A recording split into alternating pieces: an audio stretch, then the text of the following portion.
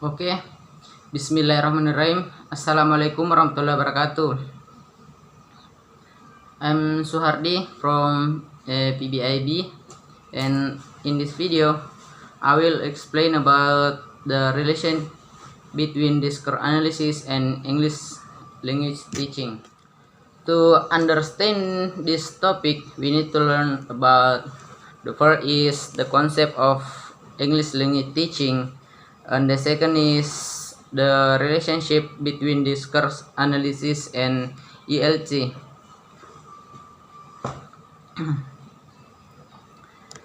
And we move to first point is the concept of English language teaching.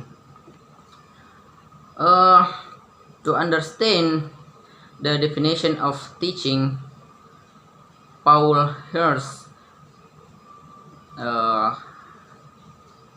added the comment about this concept.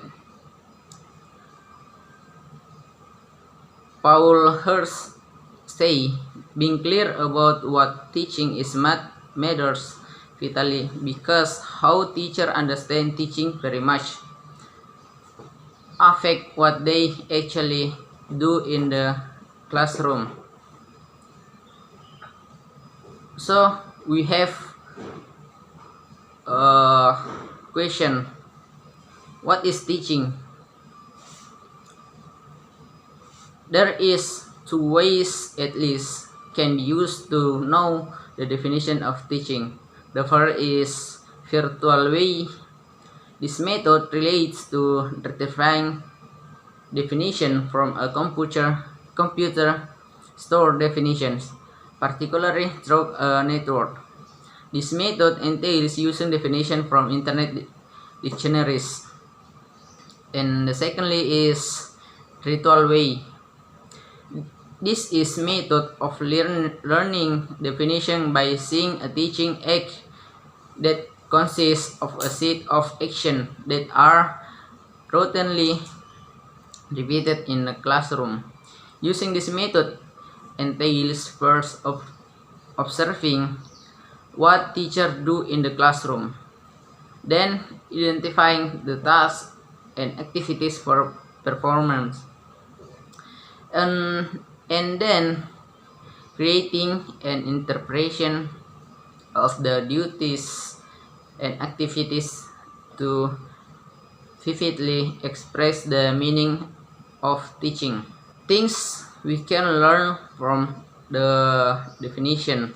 There are at least two things. First is teaching is imparting knowledge or skills. The secondly is helping students to learn. And ritual way defines teaching. If we observe how a teacher generally teaches, then we will find three main stage.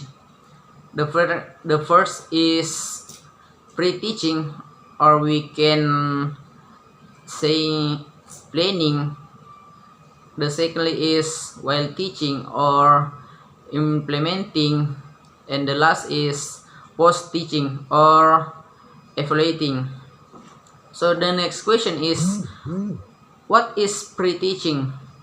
Pre-teaching refers to things that teacher do before imparting knowledge to a group of students. Planning means to make a set of decisions about what to do and how to do something. And therefore, in pre-teaching, a teacher is usually required to plan two things.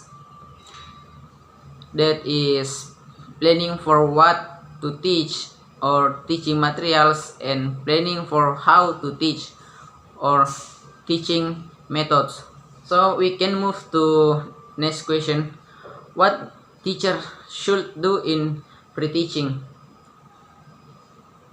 To identify what to teach,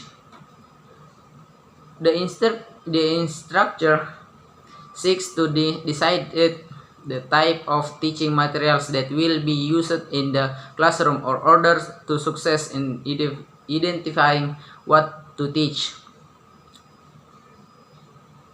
The next question is, what teacher should do in pre-teaching?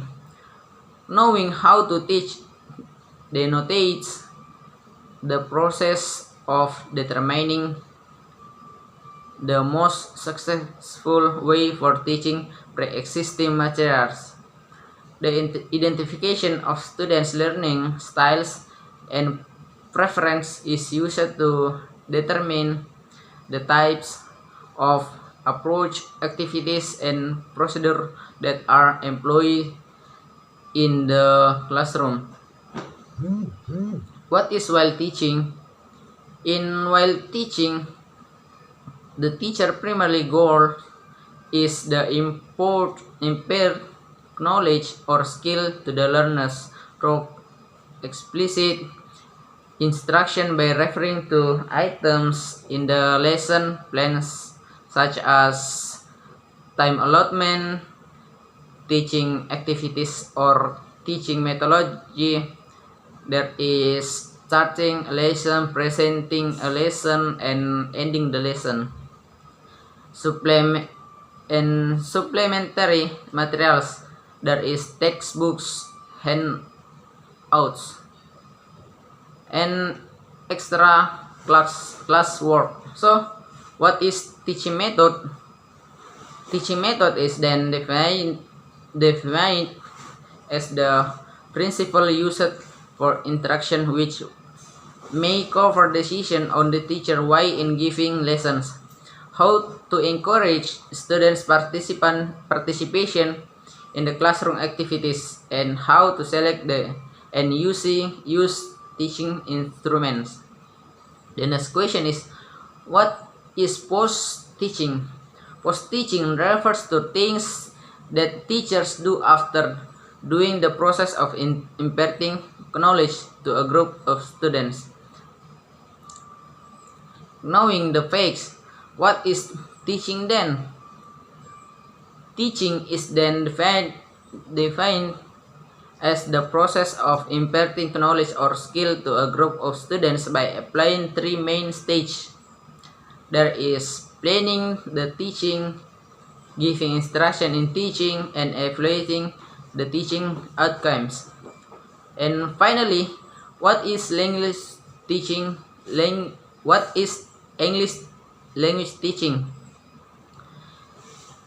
English language teaching can be interpreted as the process of imparting skills and knowledge of English to a group of students whose first language is not English through the implementation of three main stages.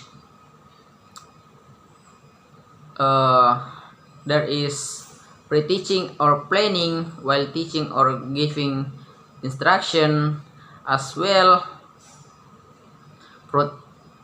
post-teaching or measuring learning outcomes. And what the relationship between discourse analysis and English language teaching? To understand this subtopic, we need to learn these two things. The first is the trend in ELT or theoretical perspective. Most English teachers, according to MA, teach their learning English in isolation with its use. As a result, students lack context knowledge, and when it comes time to put what they learn in the class into practice in their real life situation, they struggle to use language in a socially appropriate manner, and they struggle to recognize the function of utterance addressed by native English speakers. The second is the trend of ELT in Indonesia, or factual perspective. Many English students in Indonesia face the same issue as they The theory suggests this occurs because pupils. The theory suggests this occurs because pupils are exposed to a large number of English form inputs but a smaller number of English function inputs. Many English teachers in Indonesia prefer to teach English by drilling grammar principle and memorizing vocabulary. Okay, I think enough for me and thank you. Wassalamualaikum warahmatullahi wabarakatuh.